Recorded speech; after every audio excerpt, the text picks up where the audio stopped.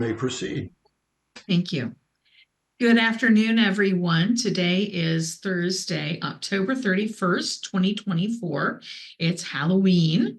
Welcome and thank you for joining us today for PAYCO's Legal Insights session. Today we have with us Brady Groves. Brady is an attorney with Hornstein, Nicholson, and Blumenthal, based out in Dayton, I believe. Brady is a dedicated lawyer who helps people in Ohio with their veterans' disability claims. His goal is to see veterans in tough situations, thanks to health limitations left over from their military service, reaching the financial stability they deserve. He helps former members of the armed services secure the medical evidence they need for their disability claims. The U.S. Department of Veterans Affairs, or the VA, can assign disability ratings from partial to total disability. Brady helps veterans appeal for higher disability ratings and levels of benefits with the VA Regional Office, Board of Veterans Appeals, or U.S. Court of Appeals for veterans claims. Let's see. Brady, thank you for joining us today and sharing your time and your expertise with us. This is a fascinating topic, and I cannot wait to hear what you have to share with us. So I will let you go ahead and get started. And just so that everybody knows, I'll be monitoring the chat.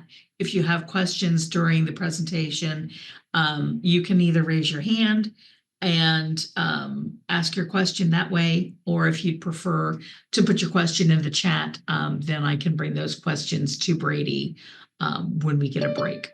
So Brady, I will turn it over to you and we'll get going. Thank you. No, hey, thank you very much for having me today. I hope everybody's having a good Halloween. Chose this date specifically, and everybody, please excuse my unkempt appearance. This is part of a group Halloween costume of the characters of Scooby-Doo, and so I got a wrinkled green shirt out this morning, and I am Shaggy. And again, I want to make this as relevant for everybody that is participating today as possible. So whenever there's questions, absolutely feel free to hop in. I'm going to be talking about what VA disability benefits are, what the goals of it are, and what it's like to navigate a legal field where you're working in administrative law. Especially when that administration doesn't work too well in the operations it's supposed to perform. So whenever there's any questions, absolutely feel free to hop in. I did adapt this presentation from one that was also talking about how VA disability benefits can apply to Social Security. I don't know very much about Social Security. What I do know is that VA disability benefits and Social Security have plenty of things in common. So you will see those throughout this presentation. Okay, so VA disability benefits overview. Who do we represent? We represent veterans of the United States military who had active duty service time. Now, that's not, even if people were in the reserves or in the Guard, it doesn't necessarily mean that all of their time wasn't considered active duty. Everything in VA disability benefits is very case specific. And so, there's different regulations that kind of go into what is considered active duty, even if, it wasn't the kind of traditional military service that people think of when they kind of think about what our military does on a day-to-day basis. We also represent surviving spouses of deceased veterans for claims that should have been paid out to the veteran during their lifetime if they were owed accrued benefits as a result of their service, or if the veteran, if their cause of death was something that was connected to their service. Those are situations where we represent surviving spouses. In very rare cases, we will represent children of Vietnam veterans if Agent Orange exposure, and God, I'm already getting way so ahead of myself, but Agent Orange is a very toxic herbicide that was used in Vietnam. If anybody doesn't know that, and it ended up causing spina bifida in some of the offspring of Vietnam veterans. So that's a rare case in which we will represent the child of a Vietnam veteran. Now, here's the crazy thing about VA disability benefits. It is probably, and if somebody has another example, feel free to hop in. I think it is the most favorable standard of proof in all of the legal world across the planet. It is at least as likely as not is how we prove service connection. What service connection is us proving that something is at least as likely as not related to somebody's military service. Case law says that if the evidence is 50-50, if 50% says it could be related to service, and 50% says that a medical condition might not be related to service, the VA is supposed to give the benefit of the doubt to the veteran. So it's the most favorable standard of law in all the world that I'm aware of. And so what service connection is, and I'll throw out just some general examples here, is let's say that somebody was exposed to jet fuel, and a ton of people were while they were in the Air Force. And maybe they were refueling aircrafts and they were up to it in their elbows all day, every day with very little protection. 10 years later, they end up developing non-Hodgkin's lymphoma, or they end up developing some kind of unusual skin condition. We then use things like medical literature, like independent medical opinions, to prove at least that there is a 50-50 chance that the veteran's jet fuel exposure while in the military is the reason that they developed that medical condition. And like was kind of said in the introduction, for different medical conditions, the VA has different schedules of ratings.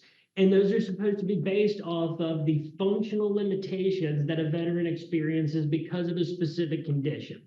Occupationally and socially, what are they limited in, and how does this affect their life? Those are the things that VA disability benefits are supposed to compensate. Now, I kind of touched on it a little bit. How do we do it? There's a few different levels of the VA and how it works. The most common way that people, pursue their claims is at the lowest level, the regional offices, which is where you file new claims and two of the most basic kinds of appeals. And so, at first it's about, kind of informal methods of evidence. It can be as simple as, a veteran scribbling down on a napkin that their back hurts. There's three elements of service connection. The VA will try to say that there's more, and they'll try to say that there's additional requirements. At the end of the day, there's three elements of service connection. There is the first element, current disability. Do you have a current condition now? Not a diagnosis, a current disability. Does your back hurt today? That can be as simple as what a current disability is.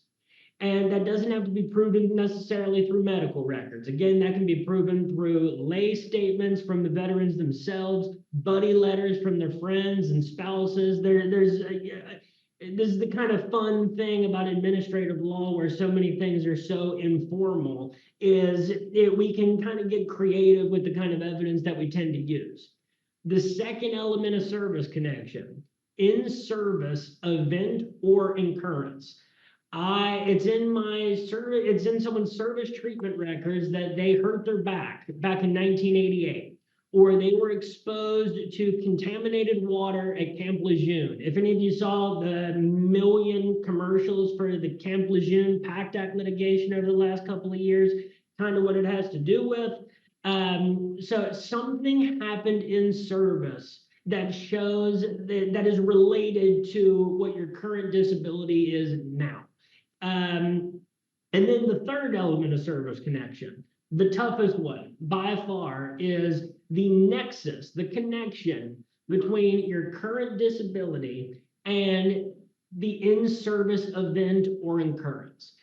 The issue is here that there has to be some sort of medical evidence. Because, you know, we can give the VA as much evidence as possible that there should be a connection. That's where kind of medical literature comes in, just articles about the fact, let's say, just an article that says that exposure to industrial solvents causes a specific kind of rash.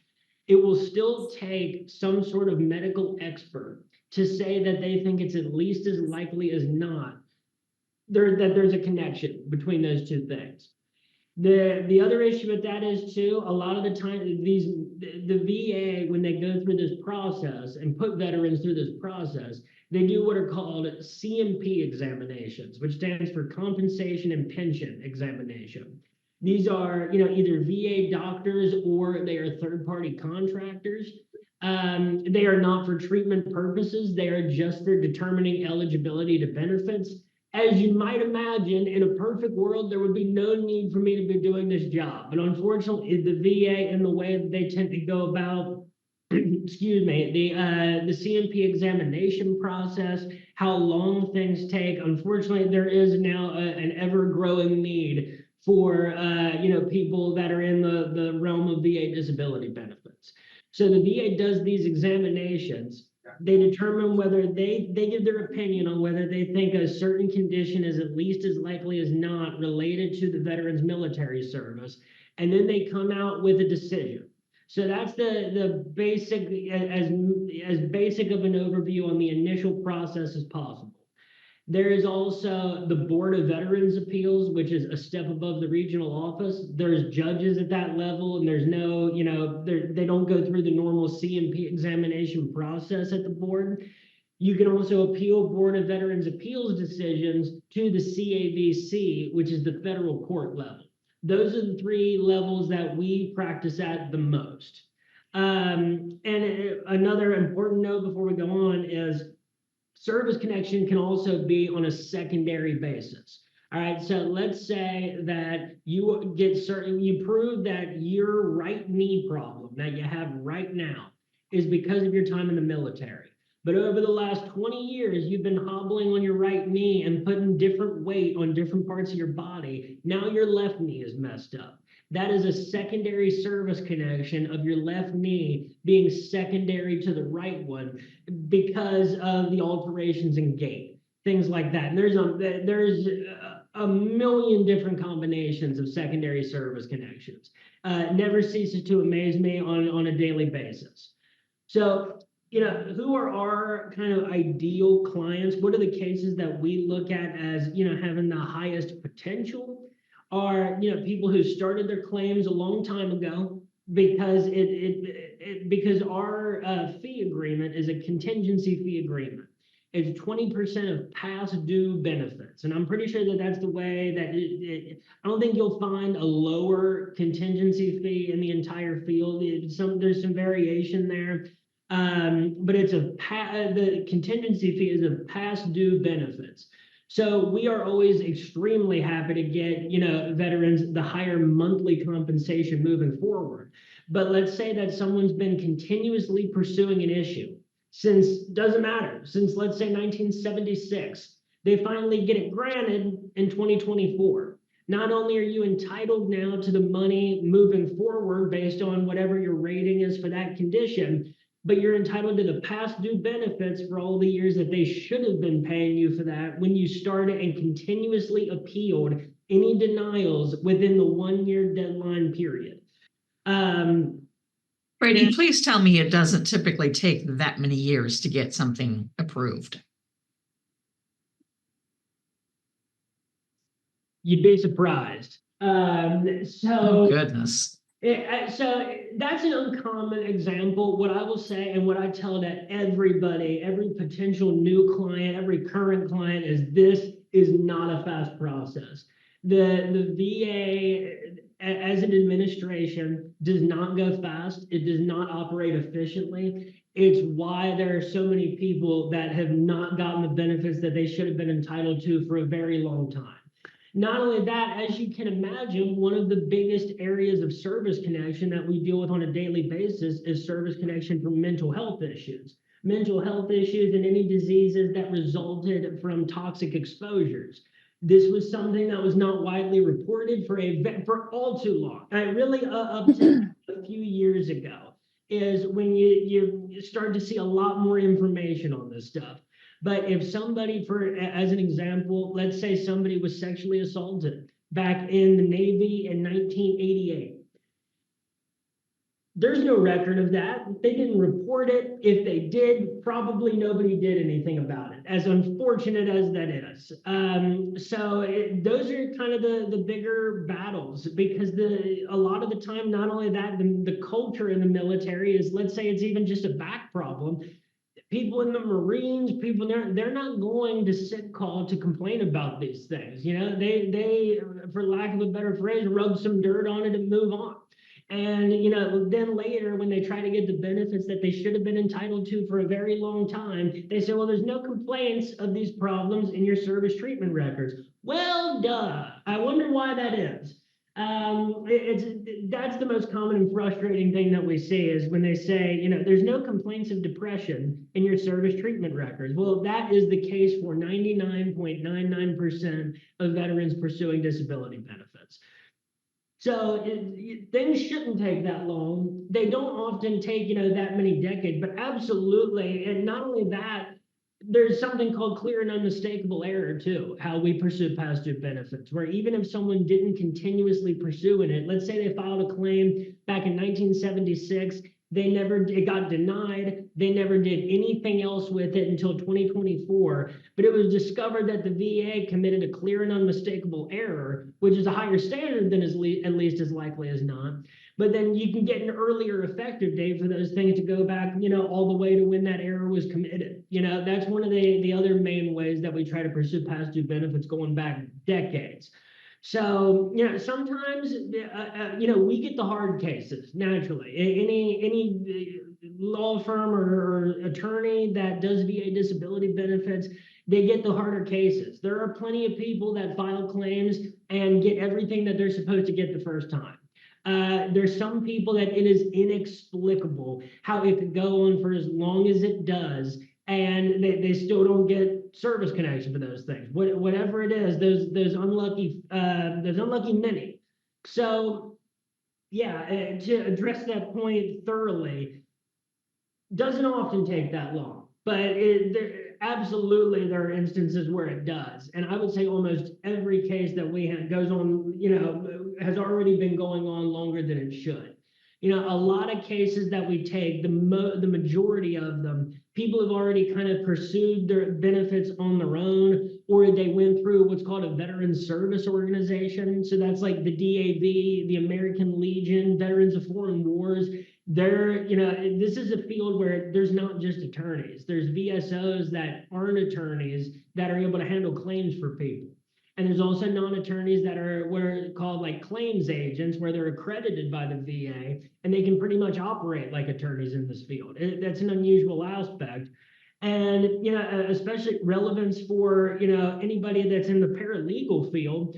Paralegals are allowed to, you know, they become accredited by the VA. They can get VBMS access, which is the case management system that attorneys use to monitor veterans' cases. And they can become non-attorney practitioners at federal court. They can, you know, become case managers, where they essentially operate as attorneys. So paralegals in this field actually get the opportunity to have a lot more opportunities and have, you know, be able to do things that you might not be able to do in other fields. So Interesting. yeah, it's an awesome thing, because we have, you know, I'm a part of a 5-person team here for VA disability benefits at Hornstein, Nicholson, and Blumenthal. It's me, our lead attorney, Brad Andringa, and then basically 2 paralegals and a legal assistant. And, you know, we're always looking for ways to give our entire team more, you know, responsibility and more opportunities, because we trust them and we want them to, and because they're really good at their jobs. So absolutely, it's a great field for those kinds of opportunities. And you know, the last kind of overview point is we do, on a limited basis, do stuff like FTCA cases, the Federal Tort Claim Act. For VA disability benefits purposes, is if a veteran was injured or ended up, having some sort of medical injury. It's basically a medical malpractice against a VA facility. And it overlaps with some other VA disability benefit stuff, because you can also get service connected for something if it was caused by what was malpractice by a VA health facility. So we do a little bit of that. The PACT Act is that stuff that was all signed back in August of 2022, having to do with Camp Lejeune, where, the water was contaminated, where so many families of Marines lived for a long time. There was, that expanded different presumptive conditions for things like Agent Orange exposure in Vietnam. What a presumptive service connection is let's say a veteran was in Vietnam. We know that they were boots on the ground in Vietnam. The VA now has to presume that that veteran was exposed to Agent Orange. And if they have a medical condition that is on the list of presumptive conditions, the VA then has to presume that that condition is due to their Agent Orange exposure. So that's kind of what the PACT Act was. We saw a huge influx of clients, back in August of 2022 when that legislation was enacted. And then the Camp Lejeune contaminated water litigation, which again, you probably saw a million commercials for it, back when that first started. That is more of something that's happening in federal court in North Carolina. Where, that's something that veterans and their family members that lived at Camp Lejeune in North Carolina that were exposed to this poisonous water for so long and developed these horrific medical conditions. That's litigation that's going on right now that's meant to compensate them. And I spent a lot of time on that slide, but this is going to be, again, anybody that has any questions. I'm covering a lot of stuff. I often forget. I often forget that a lot of people don't do VA disability benefits on a daily basis. So if I'm saying anything that doesn't make sense, please jump in. Now, there is evidence overlap that can be relevant to a lot of other fields of law, particularly Social Security. If people wanting to get access to C&P examinations, to people's rating decisions that speaks to their ability to be employable or not, because this is the thing, you can stack up, all your different service-connected disabilities to get to the 100% level. There's also something called TDIU, where if you can prove that a veteran is unable to maintain substantially gainful employment, that is language taken directly from the legislation that established this for Social Security, then they're entitled to the compensation at the 100% level, even if their overall rating isn't 100%. So let's say that you're service connected for post-traumatic stress disorder at 70%. You can't work because of it. You can't be around people. The stress is too much for you. You don't get along with any supervisors. You've tried multiple times and it keeps not ending up working out.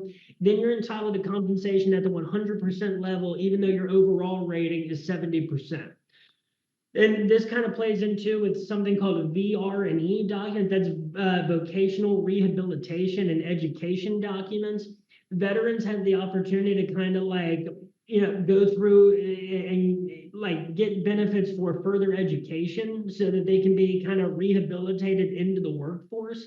That's important stuff for Social Security, just as far as employability goes, and people's efforts that they're going to become employable.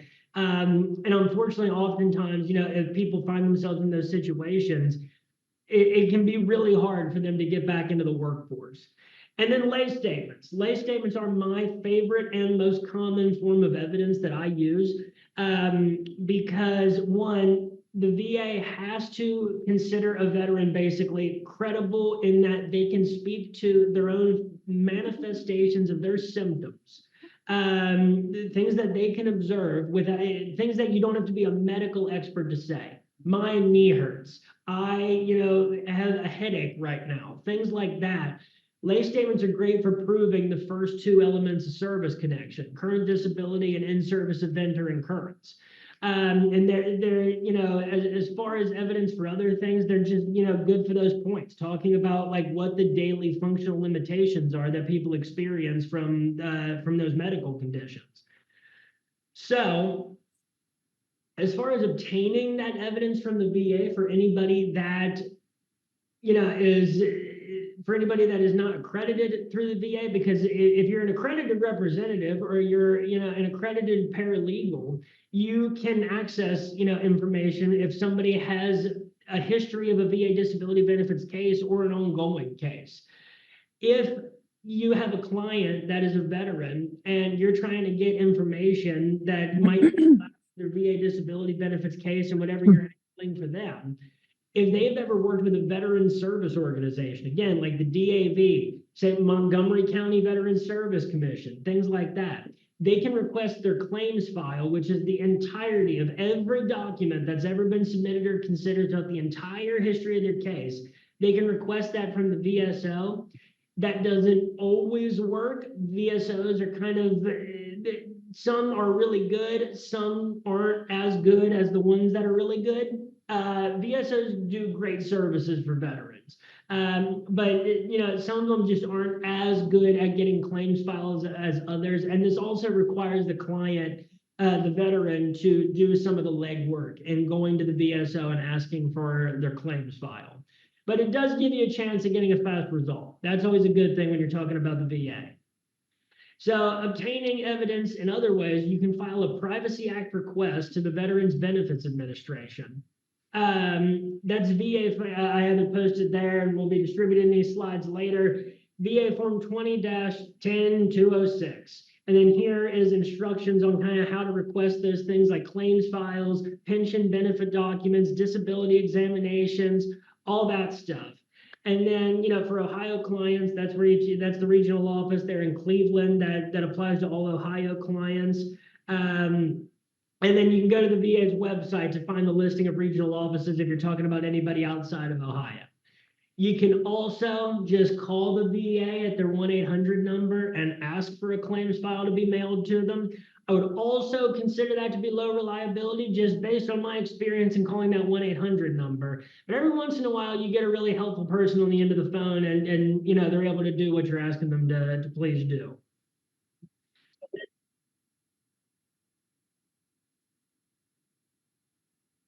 Oh, okay, here we go. There we go. Thank you. Thank you for letting me know. This is just kind of a graphic on the Veterans Benefits Administration Privacy Act requests. That just kind of provides a little bit more information there. And so,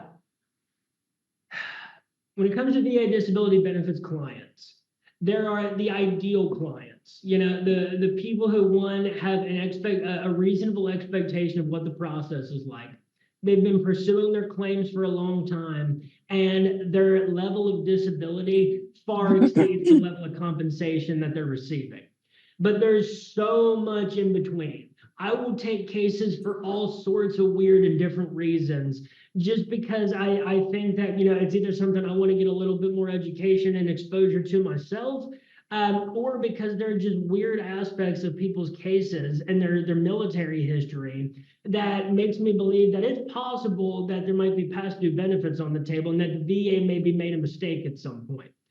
So, the main factors to look for there: had they filed claims before?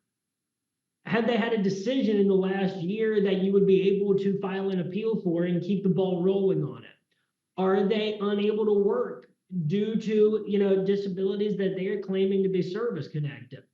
Did they file any, one-off claims, a long time ago?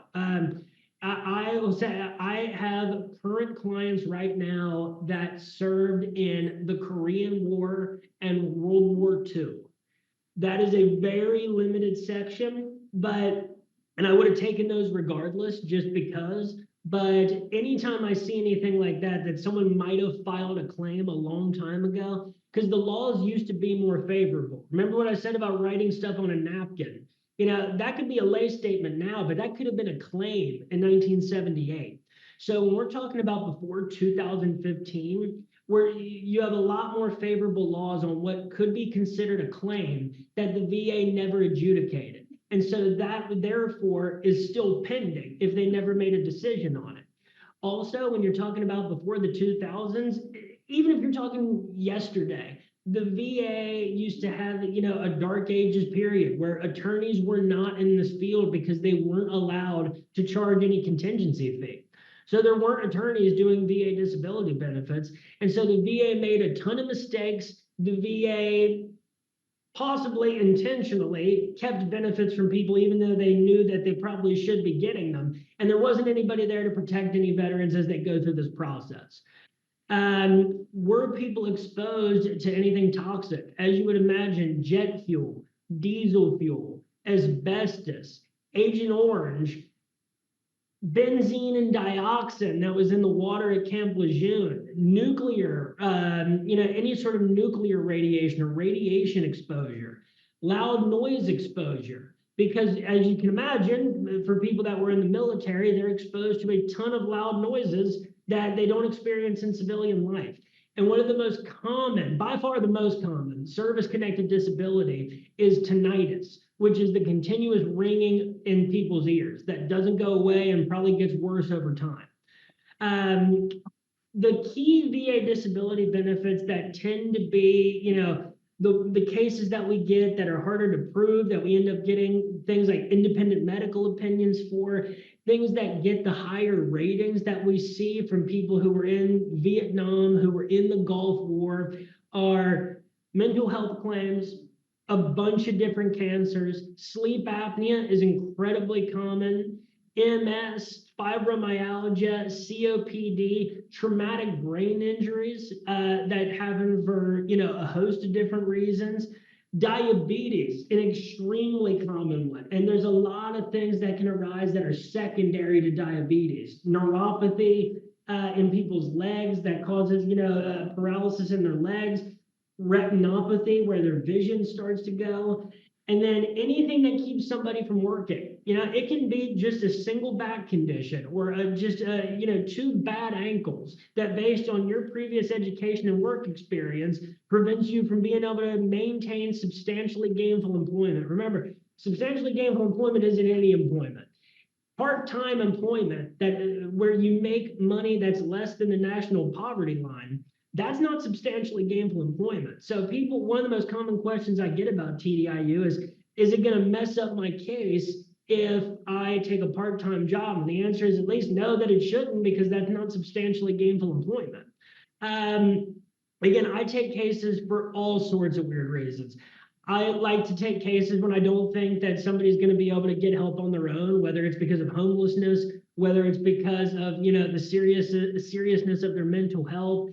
People that are, Vietnam veterans or people that are 75 years or older, where you can get your case advanced at the Board of Veterans Appeals, which is key, because otherwise you might be looking at a 2+ year waiting period for a decision at the Board of Veterans Appeals. I have clients that waited 7 years for a hearing at the Board of Veterans Appeals. So any reason that you can ever get to advance a case on the board's docket is always significant.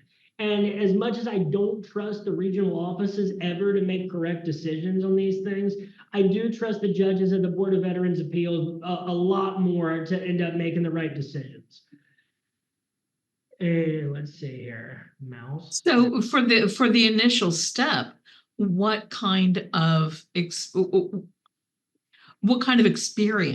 what kind of credentials do the people making the decisions have to make or have to have?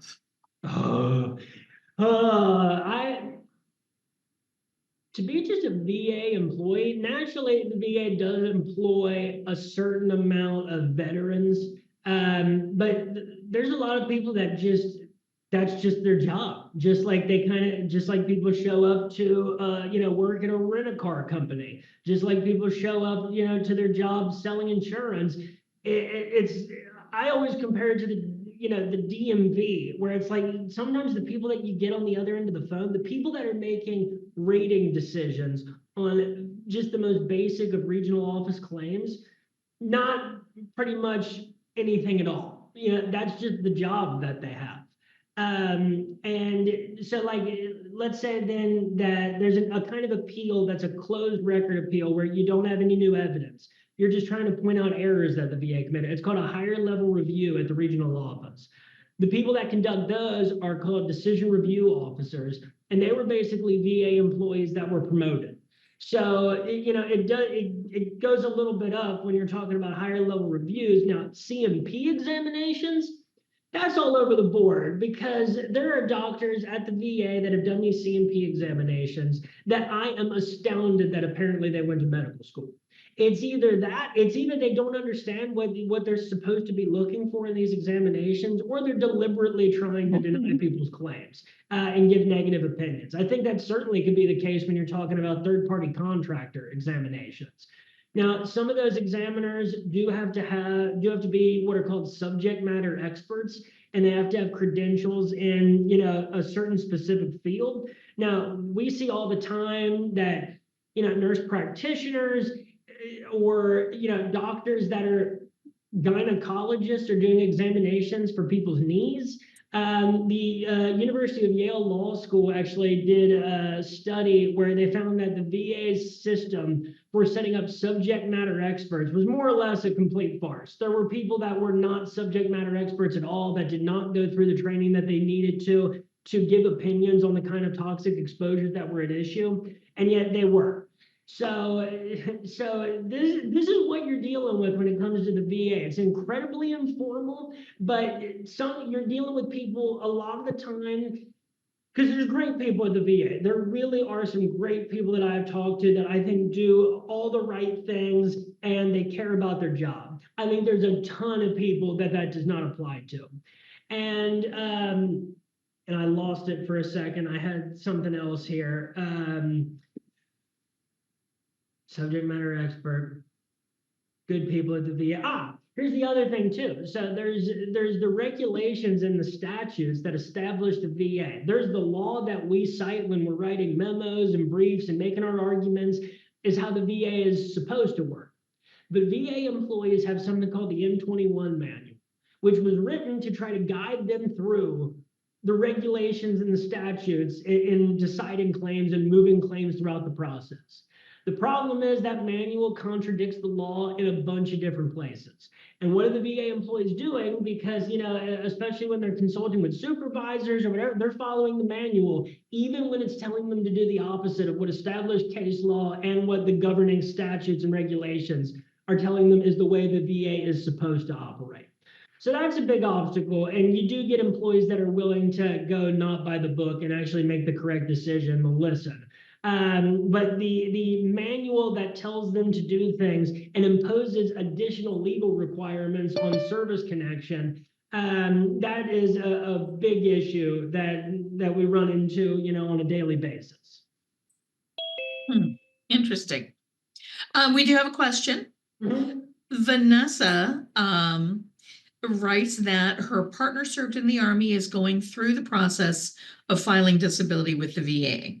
She says, from personal experience, I have found it really difficult to get medical records and proof from the Army about injuries that have happened while he was overseas. Any recommendations to make this process easier? And is this normally the case? Yeah. So that's a very common issue, and it's a very common concern from veterans who are our clients. Is I know that I went to sick call after I broke an ankle or got injured, whatever it is.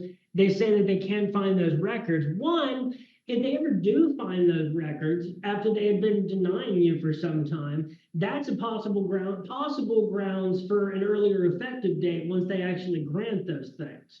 It's those kinds of reasons that claims can end up going backward in time and resulting in past due benefits.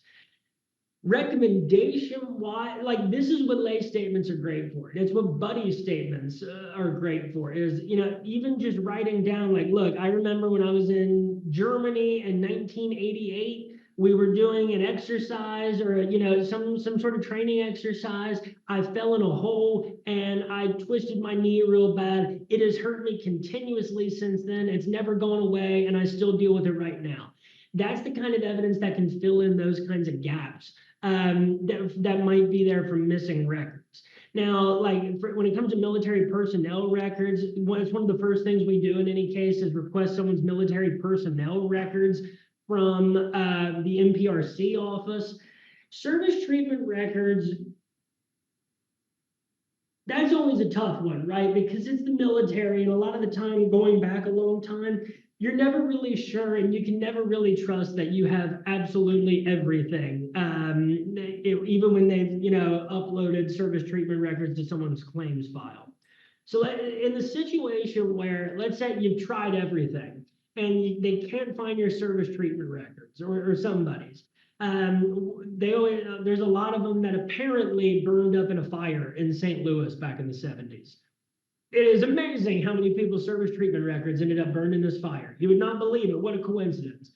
So that's what lay statements are great for.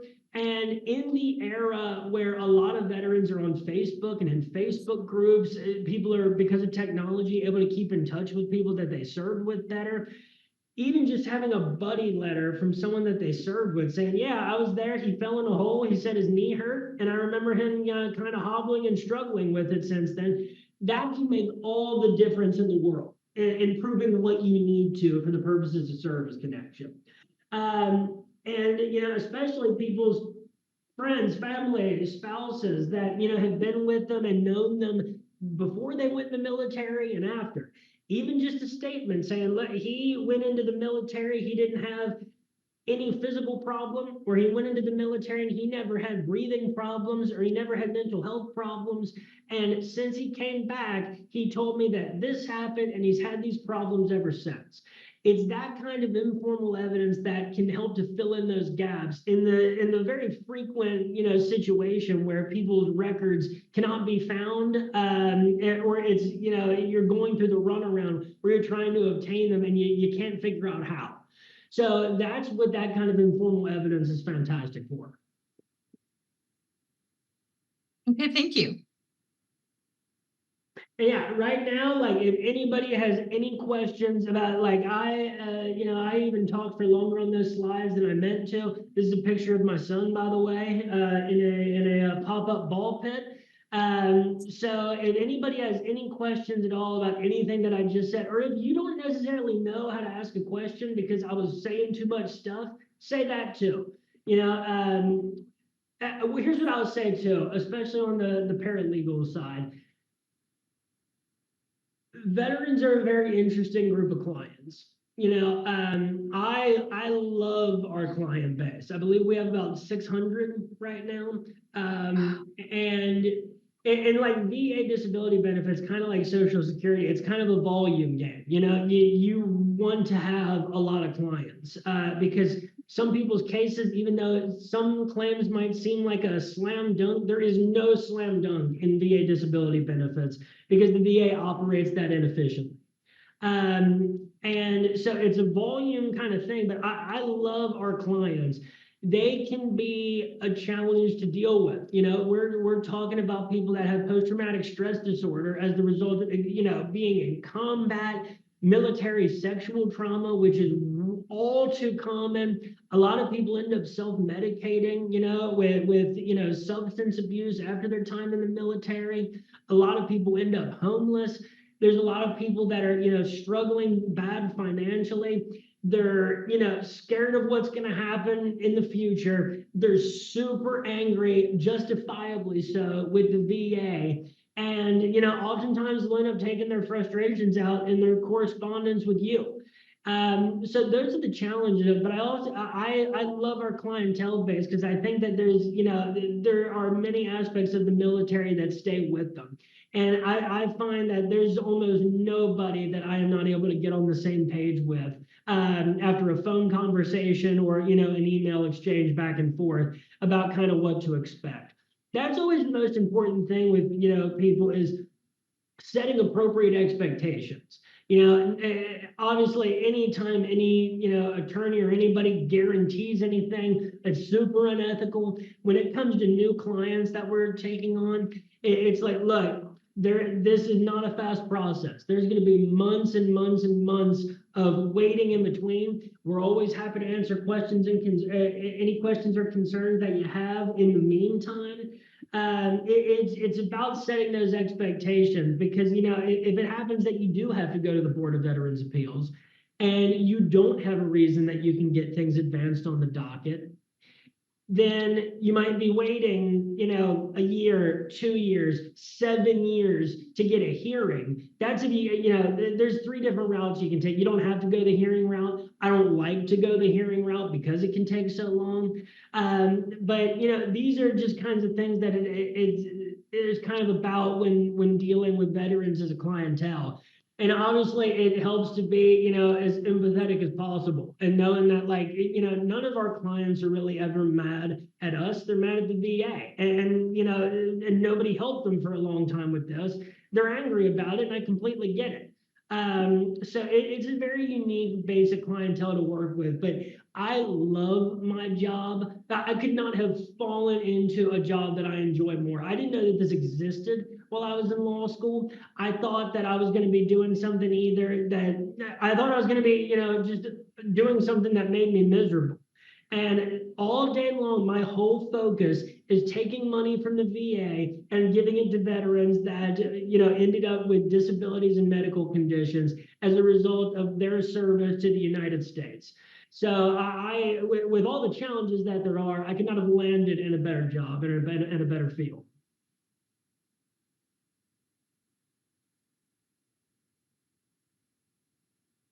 Any other questions, folks? I did a lot of screaming. I'm dehydrated here.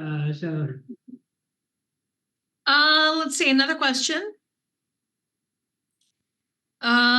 First of all, we have a comment from Melissa, who says she can personally attest to supposed slam dunks not being fast. Her husband just got rated for tinnitus, backdated to December 2022. He was in the Air Force for 13 years in aircraft maintenance. Yeah, I mean, isn't that crazy that people in the Air Force who spend their time on flight decks, working with, a bunch of different aircraft, even just people that were in, just regular basic training, firing rifles, doing, kind of grenade stuff, whatever it might be. There's people that worked in boiler rooms on naval ships for 3 years at a time, and they're struggling to get service connection for tinnitus. Where the VA thinks that the ringing in their ears came from is anybody's guess. But this is the situation that you're dealing with. This is not an administration that likes to pay people when they should be entitled to it. I'm not trying to, come up with, conspiracy theories or anything like that. It's plain to see that they do not like to they don't like to have C&P examiners diagnose people with Parkinson's because they know that the contaminated water at Camp Lejeune ended up giving a ton of people Parkinson's and horrific neurological conditions. They don't like to diagnose people with chronic fatigue syndrome who came back from the Gulf War because then that applies to so many different Gulf War veterans, and it's all encompassing of all the different problems that they have. They can't sleep, they're tired throughout the day, their entire body aches, they have migraines 3 to 4 times a week. So, people get their benefits. There's plenty of people that do, and we have a great rate of success when we go through the process of getting people, the benefits that they should be getting moving forward, and as much of what they should have gotten in the past as possible. But this is what you're dealing with, and I'm sure it's like this with, with other administrative bodies of law. I know it's like that with Social Security. Is the group that is supposed to be paying people isn't doing their job. And sometimes they're not doing their job on accident. Sometimes they're doing it on purpose. Yeah. Let's see, we have a question. And it is a multifaceted question, so get ready. Vanessa asks, how does your firm get its clients? Do you work with the VA and get references from the VA social workers? And also, do you do work with veterans regarding housing vouchers as well, and not just disability? So stuff like, first off, outside of compensation for people's disabilities, we really don't do a ton of that. There are some limited instances, because the things that are through the Veterans Health Administration, for example, that's kind of outside the scope of our representation.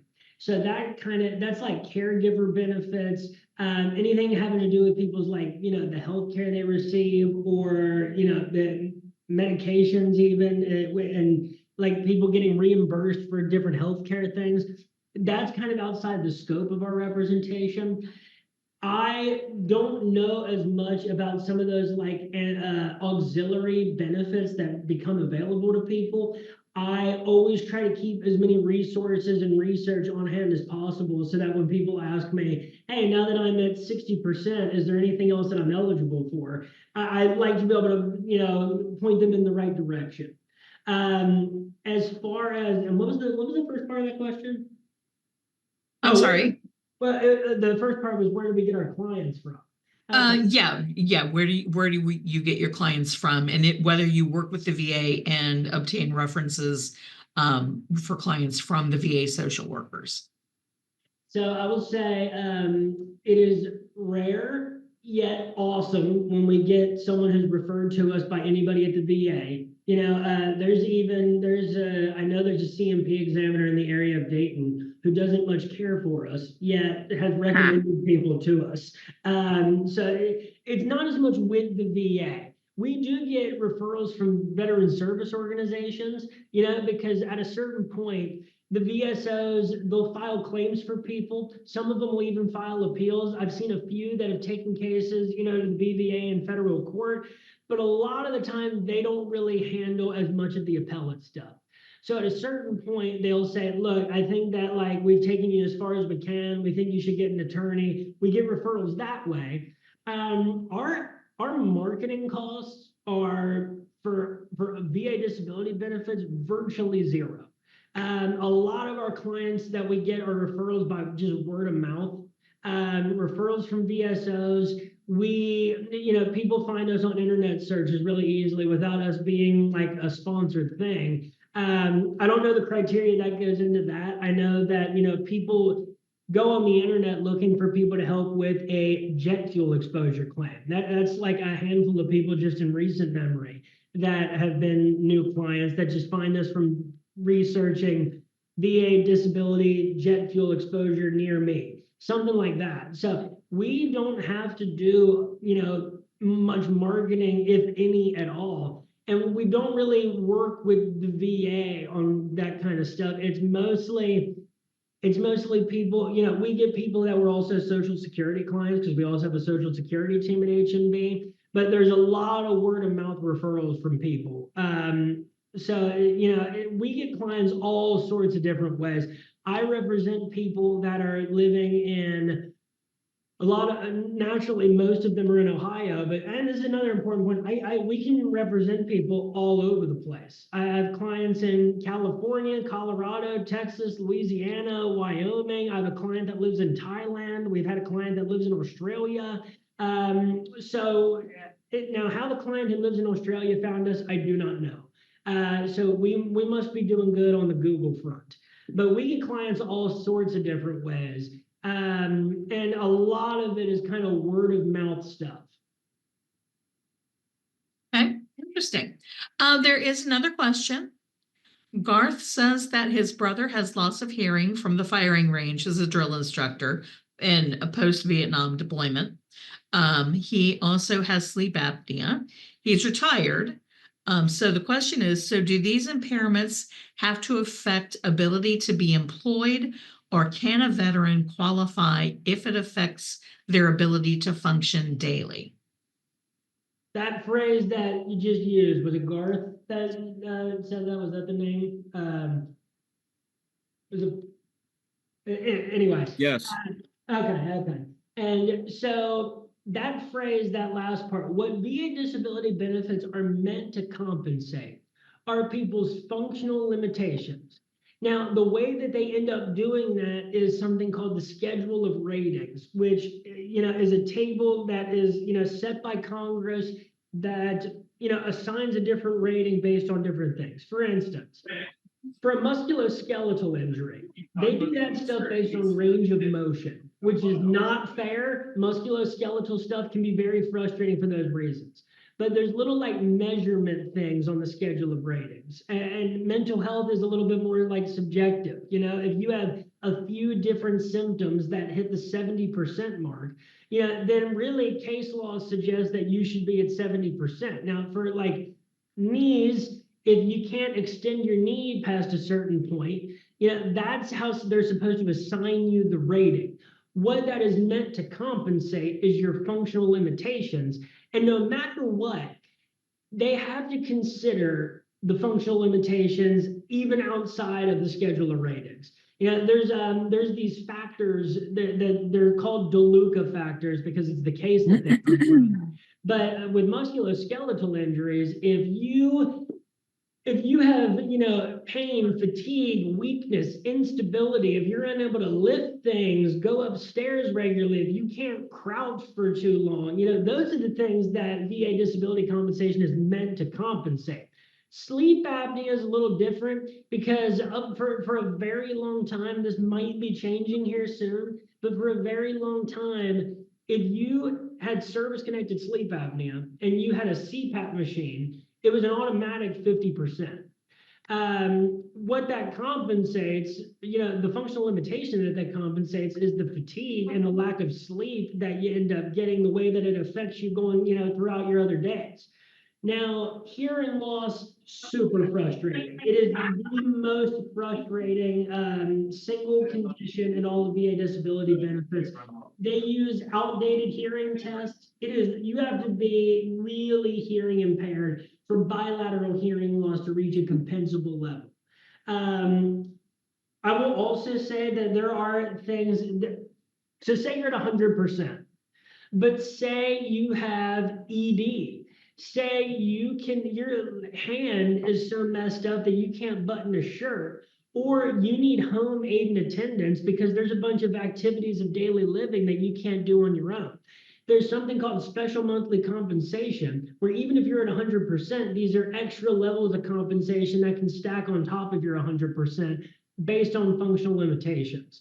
So those are always the things that I focus on the most. I worry about range of motion measurements and all that kind of stuff that shows up in CMP examinations later, because what's most important to expressing to the VA in terms of evidence how someone should be compensated for something, it's the functional limitations that VA disability benefits are intended to compensate people for.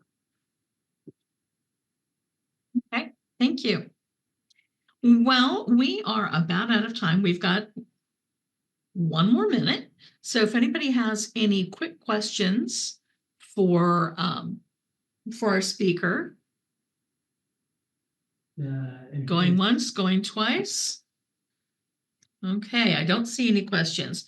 Brady, thank you so much for being here with us. He's put his email in the chat. So if anybody has any questions you would like to follow up with. But thank you so much for being here. We appreciate what you're doing to help these veterans obtain the benefits that they so richly deserve. And we appreciate your time and your sharing your expertise. And we thank everyone for joining us today. It was a very informative, very interesting discussion. So thank you very much. And thank you very much for having me, and a happy Halloween to everybody. Hope that everybody was able to get at least one bit of helpful information out of this. Hope it was interesting. Thank you again to Paco. How y'all pronouncing this acronym? Thank you to PACO for having me, and thank you very much to Lori for reaching out to me about this. You're very welcome. It was great to have you. Thanks, everyone. Have a great day and enjoy your Halloween holiday. Thanks so much.